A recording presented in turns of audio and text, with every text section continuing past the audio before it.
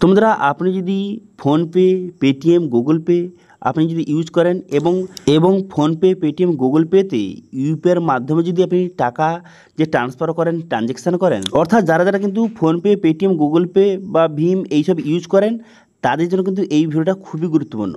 এবার থেকে টাকা ট্রান্সফার বা ট্রানজ্যাকশান করলে এক্সট্রা চার্জ কিন্তু এবার থেকে নেবে। এবার কিন্তু ফ্রিতে টাকা পাঠানোর দিন শেষ। এবার থেকে টাকা পাঠাতে এক্সট্রা চার্জ এবার দিতে হবে। যদি আপনি ফোনপে, পেটিএম অথবা গুগল পের মাধ্যমে অন্য কাউকে টাকা ট্রান্সফার করেন বা টাকা পাঠান, সেক্ষেত্রে কিন্তু এক্সট্রা চার্জ এবার থেকে দিতে হবে। তো সেই জন্য আজকে ভিডিওতে আপনাদের বলবো যে কত টাকা ট্রান্সফারে কত চার্জ আপনার দিতে হবে, কী নতুন নিয়ম চালু হয়েছে, কবে থেকে এই নিয়ম চালু হবে, সমস্ত ডিটেল পয়েন্ট কিন্তু আজকের ভিডিওতে আপনাদের জানিয়ে দেবো। সেই জন্য ভিডিওটা প্রথম থেকে শেষ পর্যন্ত অবশ্যই দেখবেন মনোযোগ সহকারে, এবং আমাদের চ্যানেলে প্রথমবার ভিজিট করে থাকলে আমাদের চ্যানেলটিকে সাবস্ক্রাইব করে রাখুন এবং পাশে থাকা বেল আইকনটিকে অবশ্যই প্রেস করে রাখুন। তো চলুন আজকে ভিডিওটা শুরু করা যাক। তো এখানে বলা আছে UPI transaction new rule, Google pay, PhonePe, Paytm বদলে যাচ্ছে। বারবার ব্যালেন্স চেক নয়, টাকা পাঠালেও কাটা যাবে টাকা। এবার কিন্তু টাকা পাঠালে এবার থেকে কিন্তু চার্জ নেওয়া হবে। এখানে বিস্তারিত বলা হয়েছে। এখানে কি বলা হয়েছে? এখানে বলা হয়েছে ডিজিটাল অর্থনীতির মেরুদণ্ড হয়ে ওঠা ইউপিআইতে বড় পরিবর্তন আসতে চলেছে। তো এটা কেন করা হচ্ছে, এই যে রেটটা বা এক্সট্রা চার্জ কেন নেওয়া হচ্ছে? তো বর্তমানে কিন্তু ইউপিআই আপনারা অনেক বছর ধরে সম্পূর্ণ ফ্রিতে ইউজ করে আসছেন, কিন্তু এটা সামলাতে ইউপিআই যে ম্যানেজ করতে অথবা এইসব যে প্রযুক্তি অ্যাড করতে এইসব খরচ রয়েছে, তো সেক্ষেত্রে এক্সট্রা চার্জ কিন্তু নিতে হবে। ঠিক আছে, এই যে ইউপিআই এরা যে গভর্নমেন্টের যে পরিষেবাটা এটাকে ম্যানেজ করতে অথবা কোটি কোটি ট্রানজ্যাকশান হচ্ছে, সবগুলো ট্রানজ্যাকশান ম্যানেজ করতে অথবা ইউপিআইকে আরও উন্নতি করতে, এই সব কথায় মাথায় রেখে অনেক কিন্তু খরচ রয়েছে। সেই জন্য তো গ্রাহকের কাছ থেকে এবার থেকে টাকা কিন্তু এক্সট্রা চার্জ কিন্তু নেওয়া হবে। ঠিক আছে, এখানে বলা হয়েছে 2016 সালে চালু হওয়ার পর ইউপিআই লেনদেন বিপ্লব এনেছে ভারতের রিটেল পেমেন্টের সেক্টরে।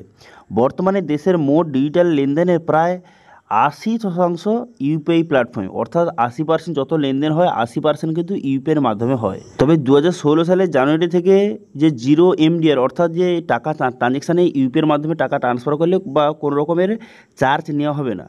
তো এর ফলে কি হয়, এর ফলে কিন্তু যে আয় কিন্তু টোটালি বন্ধ হয়ে যায়। ঠিক আছে, কোনো রকমের চার্জ নেওয়া হচ্ছে না, সেই জন্য কিন্তু সম্পূর্ণ বিনামূল্যে সবাই টাকা পাঠাচ্ছে। তো সেক্ষেত্রে ইউপিআইয়ের মাধ্যমে কোনো রকমের ইনকাম হচ্ছে না সরকারের। তো সেই জন্য এই নীতি কিন্তু নিয়ে আসতে চলেছে সরকার।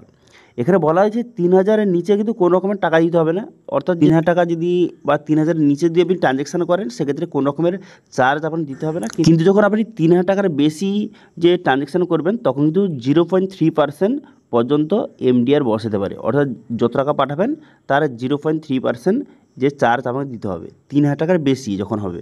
ঠিক আছে, তো এখানে বলা হয়েছে যে এমডিআর নির্ধারিত হতে পারে লেনদেনের মূল্য অনুযায়ী। ঠিক আছে, তা আপনারা যত টাকা পাঠাবে সেই হিসাবে এই কত টাকা নেবে সেটা কিন্তু যে ডিসাইড হবে। এখানে বলা হয়েছে ক্রেডিট ও ডেবিট কার্ডে বর্তমানে যে এমডিআর নেওয়া হয় 0.9 থেকে 2%। যে ক্রেডিট কার্ড অথবা ডেবিট কার্ডের মাধ্যমে যে ট্রানজ্যাকশান করেন তাদের এই চার্জটা নেয়, কিন্তু তার থেকে ইউপিআই একটু কম নেবে। এখানে সূত্রের খবর, এই ব্যবস্থায় আপাতত রুপে ক্রেডিট কার্ডের ব্যবহারকারীদের কোনো রকম অতিরিক্ত চার্জ কিন্তু দিতে হবে না। তো এখানে বলা হয়েছে এই সিদ্ধান্ত কেন নিল সরকার, এই সিদ্ধান্ত কেন নিল, ইউপিআই এক্সট্রা চার্জ দিতে হবে কেন নিল।